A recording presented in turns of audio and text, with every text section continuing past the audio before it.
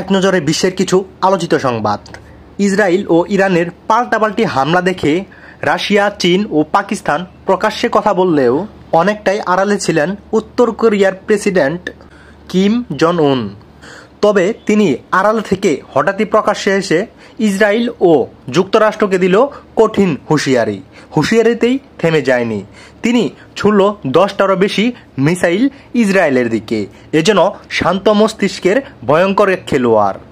এদিকে ইসরায়েলি ভূখণ্ড লক্ষ্য করে ব্যাপক ক্ষেপণাস্ত্র নিক্ষেপ করেছে ইরান। এদিকে ইসরায়েলে হামলার ক্ষয়ক্ষতি বিশ্লেষণ করতে তাদের সিসিটিভি ক্যামেরা নাকি হ্যাক করেছে ইরান, তার দাবি করেছে তেল আবিব।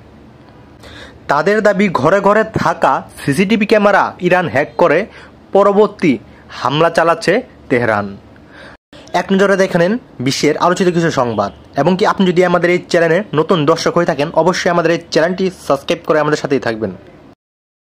ইরান ও ইসরায়েলের পাল্টাপাল্টি হামলার মধ্যে পাকিস্তান, রাশিয়া, চীন প্রকাশ্যে কথা বললেও অনেকটাই আড়ালে ছিল উত্তর কোরিয়ার প্রেসিডেন্ট কিম জং উন। এই পরমাণু শক্তিধর রাষ্ট্রের প্রেসিডেন্ট কিম জং উন প্রকাশ্যে আসার পরই যুক্তরাষ্ট্র ও ইসরায়েলকে দিল কঠিন হুঁশিয়ারি।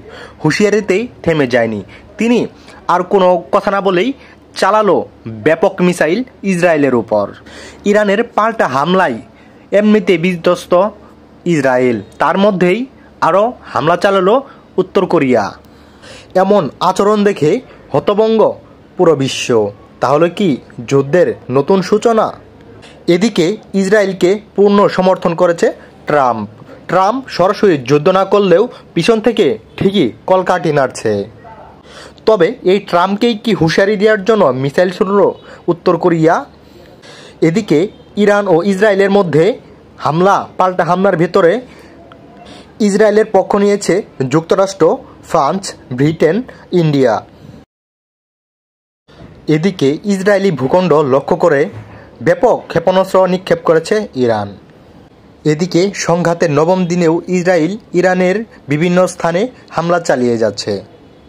ইসরায়েলের বিভিন্ন স্থাপনা লক্ষ্য করে ছুটে চলেছে এই মিসাইলগুলো। শনিবার ইরানের গার্ড বাহিনী এই ভিডিওটি প্রকাশ করে, যাতে দেখা যায় ইরানের মিসাইল ইসরায়েলের বিভিন্ন স্থাপনা লক্ষ্য করে ছুটে চলছে, যার মধ্যে রয়েছে ব্যালিস্টিক ও ক্রুজ মিসাইল। হামলার পর সেখানের স্থানীয়রা বিভিন্ন জায়গায় ছোটাছুটি করে, আহতদের নিয়ে ছোটা হয় হসপিটালে। এই জন্য মনে করিয়ে দেয় গাজার দৃশ্যকে, যে তারা কিভাবে সেই গাজায় হসপিটাল, স্কুল বাদ রেখেনি শিশুদের প্রাণও। এদিকে ইসরায়েলও থেমে নেই।